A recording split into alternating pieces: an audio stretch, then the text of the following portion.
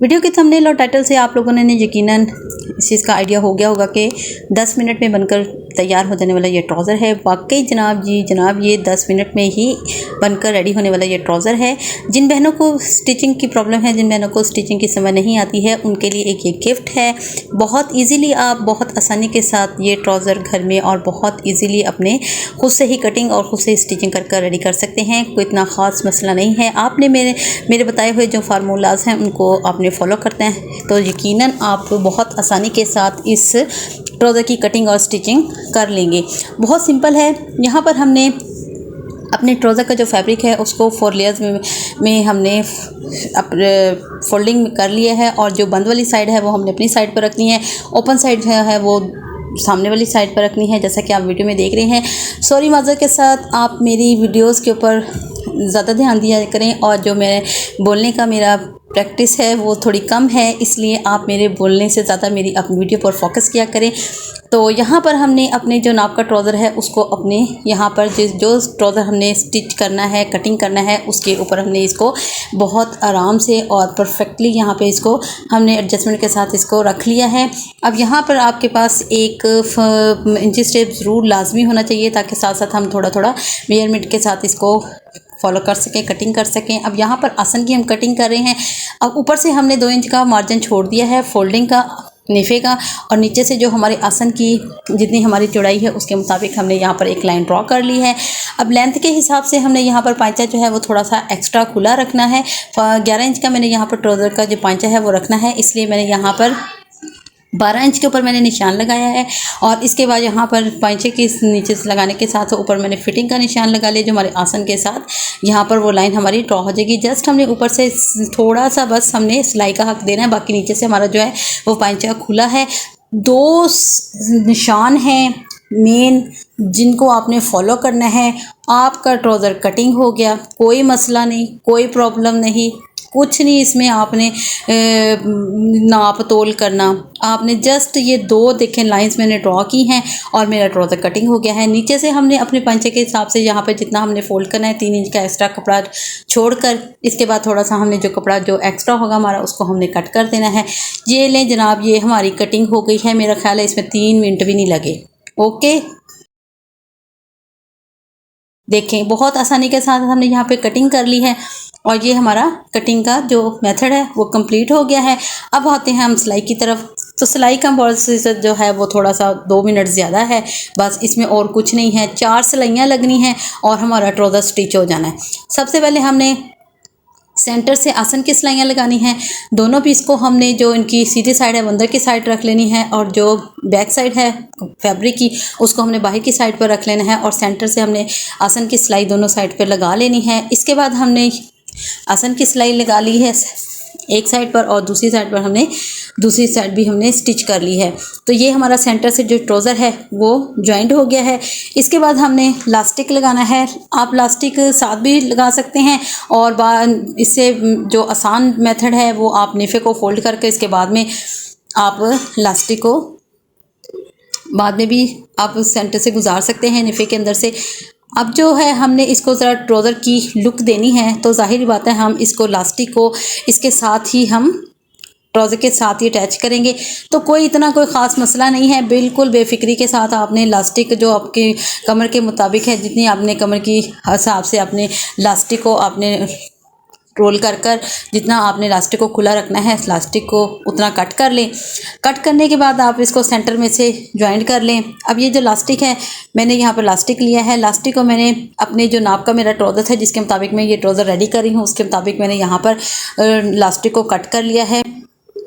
और इसके अलावा आप अपने इसको जो आपकी कमर है उससे आप 4 पीस में जो आप एक निकालेंगे मेजरमेंट करके, उसके बाद अब जो लास्टिक की आएगा चौड़ाई वगैरह वो आप उसके साथ मुताबिक ले सकते हैं। अब यहाँ पर देखें, एक बार मैंने जो नाप का लास्टिक है उससे नाप कर देख लिया है, बिल्कुल परफेक्ट है। आपने सेंटर की सिलाई लगाई, ये लास्टिक हमारा रेडी हो गया। अब इसको हमने अपने ट्राउज़र के साथ अटैच करना है। स्टार्टिंग आपने हमेशा सेंटर से लेनी है। सेंटर से आपने यहाँ पर इसको ऊपर से सिलाई का हाफ इंच का अंदर की साइड पर दबाव कवर कर इसको आपने सेंटर से लास्टिक को ट्राउज़र के साथ अटैच कर देना है।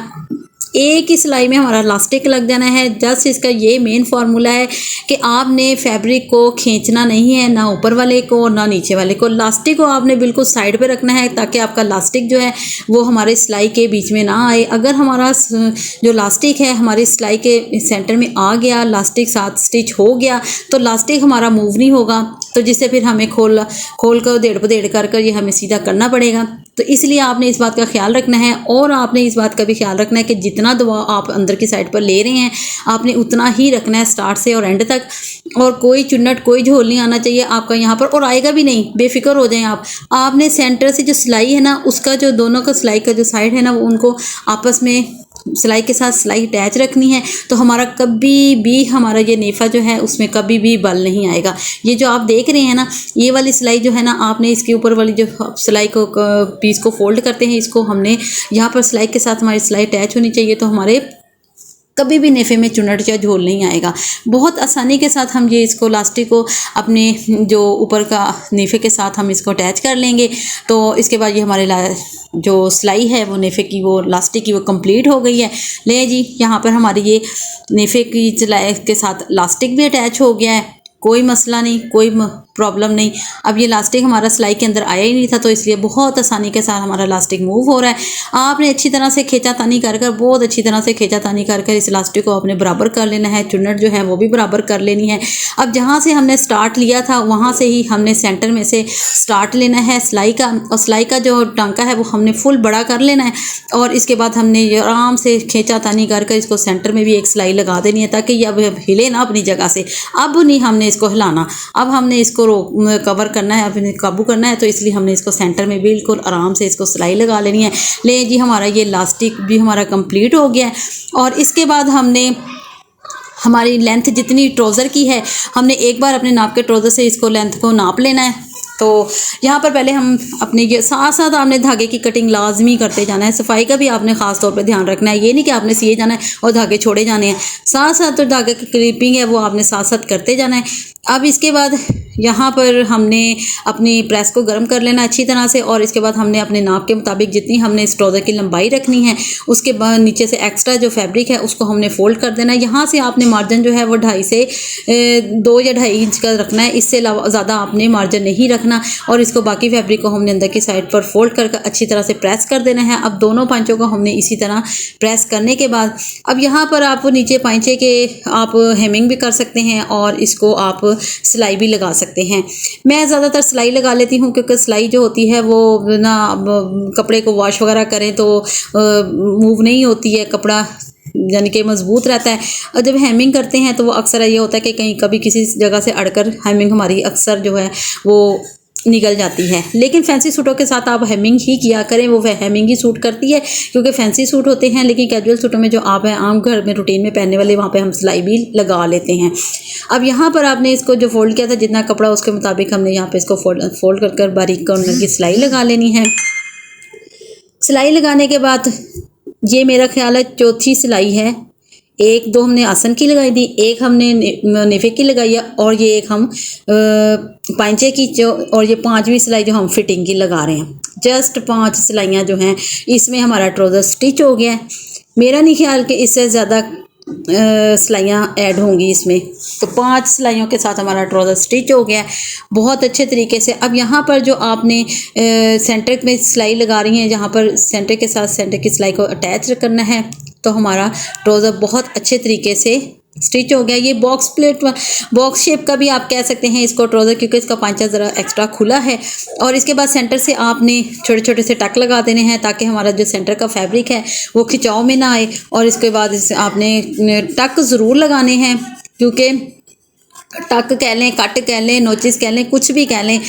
देखें जी ये स्टिचेस की जो ज़ुबान होती है ये मुख्तलिफ उसमें वर्ड्स यूज़ होते हैं, तो इसलिए जो दूसरे हमारे आम बहनें हैं वो बहुत अच्छे तरीके से इसको समझती हैं। अब यहाँ पर देख लें, अब इसको प्रेस कर लें। बहुत अच्छा और इजी हमारा ट्राउज़र रेडी। ओके, मेरा नहीं ख्याल कि इससे ज़्यादा आसान मेथड और कोई होगा। आई होप आपको बहुत अच्छे से समझ आ गई होगी।